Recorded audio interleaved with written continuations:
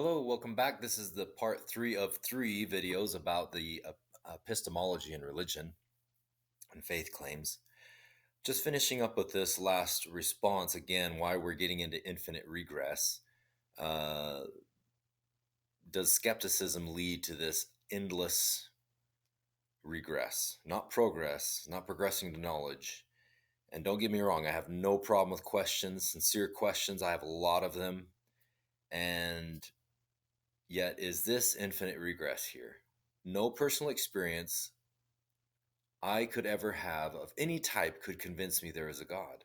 Is this person determined uh, to just be an atheist, to never believe in God? That they would take no evidence. So we've talked about, though they are effective tools of logic and useful for solving many problems in life, are methods of epistemology and skepticism critical thinking, right? I'm not talking about just being a cynical thing. There are so many views about these kinds of things. But the worldview of epistemology, always wanting to prove things or find the evidence of something, does this lead to an infinite regress? So P holds to by P2, by P3, but why? Why does P2 hold? Why does P3 hold?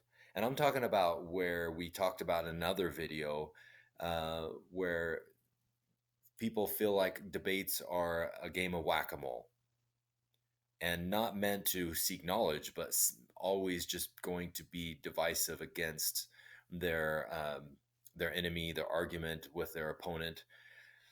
And within this art painting, here's a picture here of this painter just going infinitely on and on and on.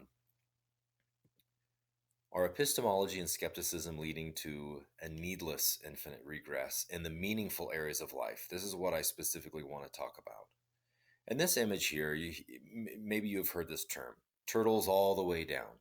What does that mean? In the bottom left corner is a father and a son. They're talking about life and where does life come from, and how did earth get here? And the father says to the son, well, this earth is being held by on the back of a turtle. And the son is amazed. He said, really? But what's holding the turtle up in space? Well, it's turtles all the way down forever. A turtle is holding up a turtle who's holding up a turtle, and that kind of where that comes from. The We're done talking about this. That's a way of saying that's it. Okay, it's just turtles all the way down. But looking at this chart again, on the spectrum of beliefs, how do people get from claiming to know there are no gods, or claiming there is a God? And do epistemology and skepticism lead to a needless, infinite regress in the meaningful areas of life? What do I mean by that? Well, for example, in art, religion, relationships, and many other subjective experiences of life, things that we subjectively experience. So, looking on the left, we have a painting, The Starry Night, beautiful painting. We have the music of this piano playing. Imagine your favorite song playing. Imagine your relationships, and I hope you have some good, healthy, meaningful relationships in your life. Do you analyze them through a lens of epistemology or science? So on the right are the symbols of Judaism, Christianity, Islam, and Eastern philosophy and certain faiths. Some Eastern groups are not faith. I wouldn't consider them faith. Like, for example, Buddhism doesn't necessarily have a god in some forms of Buddhism. But anyway, the major religions of the world, are these knowable? Are they provable? And I know as an educator myself, I don't use the word proof in science. We use it in math. You find proof. But is there strong evidence? And what evidence?